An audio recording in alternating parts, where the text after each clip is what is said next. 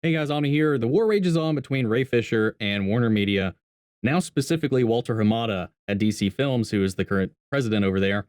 Um, you know, I don't know what's going on over in DC's house, but they really need to get stuff in order. I thought this stuff was starting to move behind us. I thought there was some progress made on these investigations on the ill content that took place within the shooting and the reshoots of Justice League. We've seen that there's been some remedial action towards Toby Emmerich, towards Joss Whedon. I know Jeff Johns, and whether or not there's been any kind of corrective action is still kind of up in the air, especially considering he's still in and involved with hands-on a lot of upcoming DC projects like Green Lantern, Stargirl, Doom Patrol. He had a writing credit and producer credit on Wonder Woman 1984. So I'm not sure what's going on there. And now it seems like, and WarnerMedia has been doing these weird campaigns trying to silence Ray Fisher's tweets. Anytime there's anything put out by him, there is some kind of announcement put out. There was the Ben Affleck news story that was released prematurely ahead of DC Fandom. At the same time, Ray Fisher voiced some complaints and issues with the proceedings of their investigation. There was and then there was another piece back in September that did a similar thing, as he was talking about some issues going on, to just kind of continue to reactively respond to him without doing it. And I don't understand what necessarily is going on. I don't know what to believe, what's really happening at this point, because the last update we had was at least up until today, was a tweet that came out on December 30th from Ray Fisher saying Walter Hamada is the most dangerous kind of enabler. He lies, and WBPR's failed September 4th hit piece sought to undermine the very real issues of the Justice League investigation. I will not participate in any production associated with him.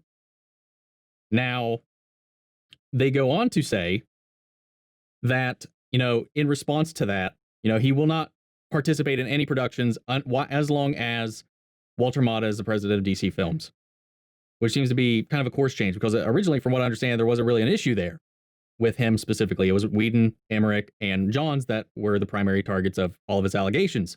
And now he's also claiming that Hamada was aware of all of it during the production of Shazam, which he was working on at New Line, while Emmerich and all of them were involved with what was going on in the Justice League reshoots.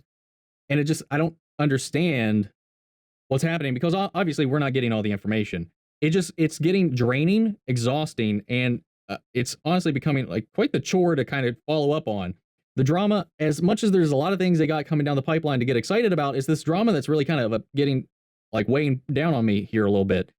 And in response to this here, there was a Deadline article again put out to further stifle the progress of this one, in which they officially announced that WarnerMedia AT&T has decided to extend Walter Hamada's stand as president of DC Films.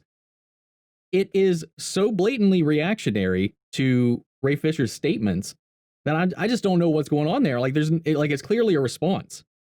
And like Ray Fisher today says, it's weird how these reactionary announcements from WB Pictures always forget to mention that Walter Hamada was working directly with Johns, Emmerich, and during the Justice League reshoots. More soon. Walter knew.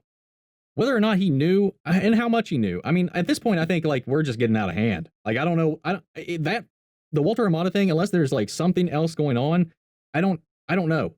I don't know how that ties in. And it feels like they've been trying so hard to like do the right thing while trying to remain like good in the PR as far as the public relations field goes to the public.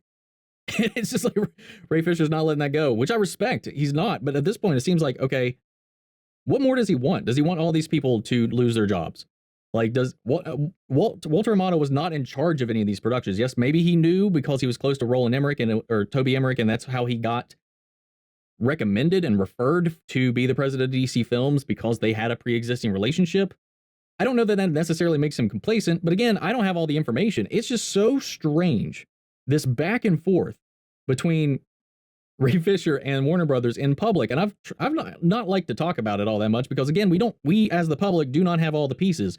Ray Fisher's got experiences we don't know about, and we're never going to know what's happening behind the scenes, what happened behind the scenes, and what actions have been taken behind the scenes to rectify or look into any of this stuff. So I don't ever know what to think, but it's just, I can't help but talk about it, because one of the films we've been looking forward to for such a long time now has been the Flash movie. And I've been really excited for that. And we know that there's been some negotiation issues with Ray Fisher also not being happy with the amount of time that he appears in the Flashpoint script, which baffles me as well. He wasn't satisfied with what they were doing with his character, and that he wasn't in as much of as they had originally intended before the script was finished.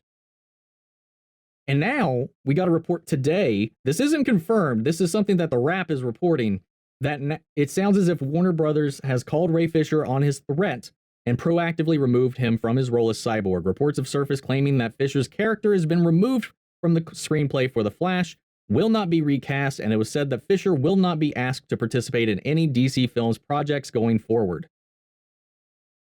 And this news comes right in the wake of Walter Amada being retained as the head of DC Films. I don't know what's going on over there, guys. I really don't. I want to be excited for DC. DC is, these are the characters, the world that I grew up with. It's the heroes of my childhood, and it's just rife with all this drama. And if wrongs were done, justice be had, but the right justice needs to be had, and I'm not sure how far we're going one way or the other. It just, like, watching this from the outside looking in, like, we have no idea what's going on. And Ray Fisher is trying to be as public about it as possible, but there's some points in a lot of the claims that at this point are starting to not make a whole lot of sense to me.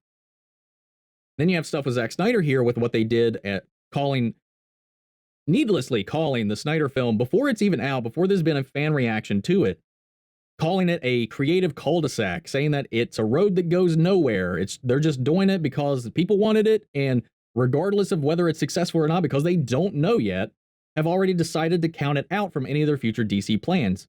Now, I've always said that depending on how it's received, depending on the subscriber uptick that it gets, why would you just stop? It doesn't make any sense. I don't understand the decisions that are being made at Warner Brothers. I don't understand why they are saying some of the things that they are, all embedded in and around these exciting announcements that they have, and it just further goes to make me uncertain in my excitement for any of these projects. You got the Robert Pattinson rumors coming out of the production of Matt Reeves' The Batman, of him just not liking the amount of work that they're having to do, the amount of takes they're having to do, the conditions that Pattinson or Reeves, one of the two of them, is hard to work with. And, you know, Zach's just over there being Zach and being chill and just doing his thing, playing the smart game, because he's got the vocal majority at this point. I feel like at this point, it's very apparent that he's got the most support going forward. And it's just so, and of course, it could just be a lot. I don't know, man. It just seems like this whole thing has like been a tipping point, because right now with the pandemic still raging on, streaming services are where a lot of companies are putting in their fortitude. And right now, especially with the shaky reception of Wonder Woman 1984, and now all of this drama, you know, I'm still looking forward to James Gunn's Suicide Squad, because James Gunn puts out good movies, writes good movies, and he knows how to direct people. I'm excited for that. But the greater state of what DC Films and WarnerMedia is doing with their PR, their handling of these properties, they're hedging their bets on releasing up to 6 movies in a year before they even have a steady footing still. They've had a couple of wins since all this drama started. But again, it feels to me, and I said this before when they announced that the whole 6 movies a year thing, that it seems like they're getting ahead of themselves again. Like, it's nice to have a lot of these things planned, but they're still on such a shaky foundation. I mean, Birds of Prey, I loved it, but it didn't do well in the box office. People didn't go see it. Joker, it's not even part of this universe or this plan. It's an Elseworlds. It did great. Aquaman, since Justice League, has been the only moneymaker they've had to do well. And even though it was still mixed critically, because it really lacked some emotion and story, but it was a spectacle, it was a lot of fun, it was beautiful to watch. It was a win financially, but critically, a lot of people still hammered on it. It's my number 2 DCEU film. And now we're, on top of that, you have the drama that has still gone completely unreferred to whatsoever with Ezra Miller and what happened overseas when he was drunk with one of those fans that he supposedly assaulted on that video, which has been settled silently, and that's just disappeared, but nobody's talked about it. Ezra's people has never talked about it. Warner has never talked about it. It's just, let's ignore it and it'll go away. And people are still asking about that. We're talking about all this accountability. You've got people on the CW shows that have been fired for stuff like this, and nothing's happening there. Why is that happening? Now, not this. What is happening? at WarnerMedia, man. I don't know. I don't know what to believe. They have so many characters that I love and adore under their fingertips. And that's what bothers me. These characters are icons. These characters are modern myth, and they deserve to be handled with respect and care and put out into the world without all this bullshit going around.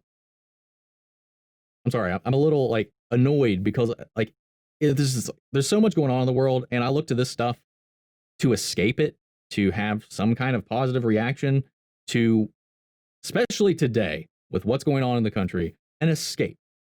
And just to see something I love and grew up with be rife with all this drama, this internal bickering and back and forth, both internal and publicly, it's so hard now to be excited for it. At least right now. It might wane, things might change. I'm still going to watch these movies regardless of what happens, regardless of what drama comes about, and hope that at least the products themselves turn out great. It's just not a good look. WB, especially in the wake of this whole, oh, we're going to dump all of our theatrical slate onto streaming in the year of 2021 without talking to any of the studios that actually fronted the cash to make these films. What are they doing? They are playing so much PR cleanup this year, and it's only 6 days. We're only 6 days of the year, and this is just getting worse. They didn't end the year in a great spot to begin with either, because they're being sued by a couple of different studios. They're being called out on just being impossible to work with. They're losing creators because of decisions they are making. They're jumping the gun on a lot of things without any kind of data or information to back up their plans. The fuck, DC. The fuck, Warner Brothers. I don't even know if I'm making any fucking sense, because I am just like wrought with like just pure annoyance over all of this, honestly. I'm not as much upset as I am chronically annoyed with what is happening in the DC house. I'm just glad, like, even though I grew up with DC, I have these characters, I have the love for it. On the animation side, it's always been top notch and killing it.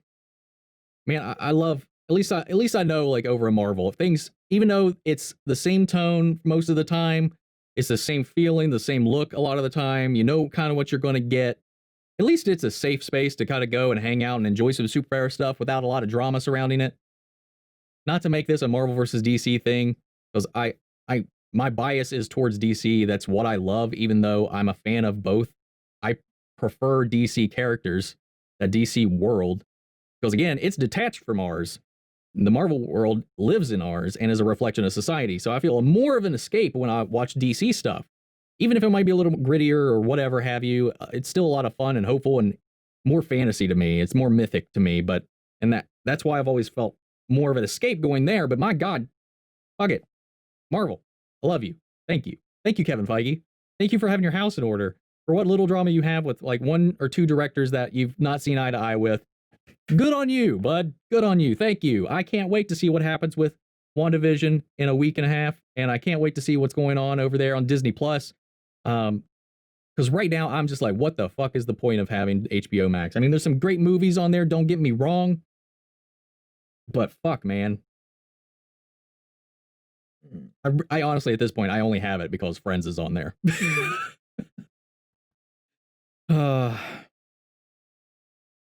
I just had to rant. That's all this was. Rant time. Woo!